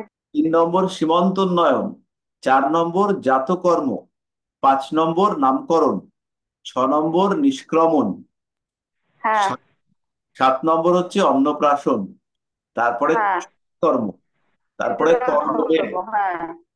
তারপরে কি 10 স্যার? কর্ণবেদ। কর্ণবেদ, কর্ণবেদ। হ্যাঁ, কান ফুটো করা। তারপরে হচ্ছে ব্রতবন্ধ, এটা হচ্ছে 10 নম্বর। 11 নম্বর হচ্ছে হুম। বেদারম্ভ, বেদ শুরু করলো, বেদ পাঠ। 12 নম্বর হচ্ছে বিভ্রান্ত। 13 পেয়ে নম্বর গেছি কর্ণবেগ। সমাবর্তন। 13 নম্বর হুম হচ্ছে ঘরে ফিরে আসা, সমাবর্তন। 14 নম্বর হুম। হচ্ছে বিবাহ। হ্যাঁ 15 নম্বর হচ্ছে অগ্নাধান, মানে অগ্নির ওটা চাপ। সঙ্গে সংস্পর্শ কিছু একটা হবে, এটা বেঁচে থাকা অবস্থায় করবে না মরে গেলে করবে আমি জানি না। অগ্নি পরিগ্রহ। আর লাস্ট হচ্ছে দাহ। দাহ। দাহ মানে হচ্ছে গিয়ে মৃত্যুর পরে যে অনুষ্ঠান হবে, সেটা হচ্ছে দাহ। হুম ষোলোটা হলো। হুম। হ্যাঁ হয়ে গেছে, ওই মাঝখানে কর্ণবেগটা বেরিয়ে দিচ্ছি। তাহলে স্যার আপনি একটু 3 নম্বরে নক্ষত্রগুলো বলবেন না স্যার? নক্ষত্রগুলো কি বলবো? নক্ষত্রের যে গল্পগুলো প্রত্যেকটারই। নক্ষত্রের গল্প, আমাদের নক্ষত্রটাকে নিয়ে 6টা ক্লাস হবে, মানে মোটামুটি আচ্ছা। একটা বড়সড় ক্লাস নক্ষত্র নিয়ে রয়েছে। হ্যাঁ তো প্রত্যেকটা নক্ষত্রের কোয়ালিটি, নক্ষত্রের গ্রহরা থাকলে কেমন রেজাল্ট হয়, এটা পুরোটাই আমি করা। তো তার আগে আমাদের একটু কোশ্চেন আনসারের একটা সেশন করব, তারপরে হচ্ছে কি আমরা আবার নক্ষত্রে প্রবেশ করব। ঠিক আছে স্যার। আর স্যার স্যার আমাদের বর্ণ, বর্ষ, নারী, এইগুলো নিয়ে একটুখানি পড়ে নিতে হবে। এগুলো আমরা নেক্সট ক্লাসে একটুখানি দেখে নেবো, 10 মিনিটের ব্যাপার। আর নেক্সট ক্লাসটা আমাদের মূলত কোশ্চেন আনসার সেশন হবে। আর তারপরে আমাদের কঠিন কঠিন জিনিস রয়েছে। হ্যাঁ, পঞ্চাঙ্গ কোনো বই আছে পঞ্চাঙ্গের? পঞ্চাঙ্গের তো কোনো বই সেরকম পাওয়া যায় না।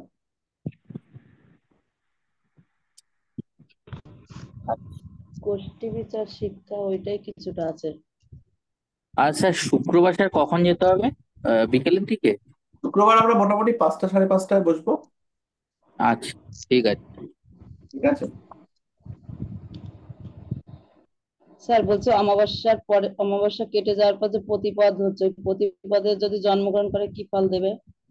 প্রতিপদ আর অমাবস্যা মোটামুটি একই রকম ফল হবে, একটু খিটখিটে টাইপের জাতক হবে, আর কিছু ইগো প্রবলেম থাকবে। হুম। আর স্কিনের প্রবলেম, একটু গায়ের রং চাপা, দেখলেন বাবা মা খুব ফর্সা আর ছেলে মেয়ে একটু কালো হয়ে গেছে, এই সমস্ত হবে। স্যার ঠিক আছে, আজকের মতো এই পর্যন্তই।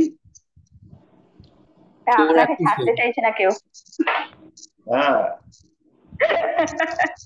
ঠিক শুভরাত্রি স্যার। আছে, সবাই ভালো থাকুন। হ্যাঁ আর হ্যাঁ, আপনিও স্যার। শুভরাত্রি।